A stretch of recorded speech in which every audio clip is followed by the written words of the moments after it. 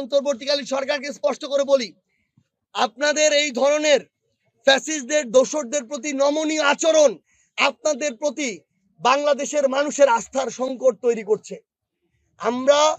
আপনারা শুধুমাত্র একটা গতানুগতিক সরকারের দায়িত্ব পালন করার জন্য যায়েন নাই, আপনারা এতজন মানুষের জীবনের রক্তের উপর দিয়ে সংস্কার করতে গেছেন। কে কি অপরাধ করছে এটার ডকুমেন্টারি দেখানো আপনার কাজ না,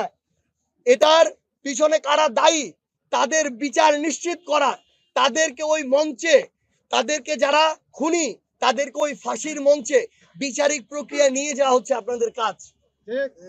আমরা স্পষ্ট করে বলি যে আগামীর বাংলাদেশে ফ্যাসিস্ট বিরোধী লড়াইয়ে যারা আমাদের যোদ্ধা ছিল, যারা এতদিন ধরে খুনি হাসিনাকে স্বৈরাচার হয়ে উঠতে সহযোগিতা করেনি, তাদের দোষর ছিল না, শুধুমাত্র এই অভ্যুত্থানের সহযোদ্ধারা আগামীর বাংলাদেশের রাজনীতিটা করবে এবং সকল ফ্যাসিস্ট এবং স্বৈরাচারের দোসরদের আইনগত প্রক্রিয়া এই অন্তর্বর্তীকালীন সরকারের সময়ে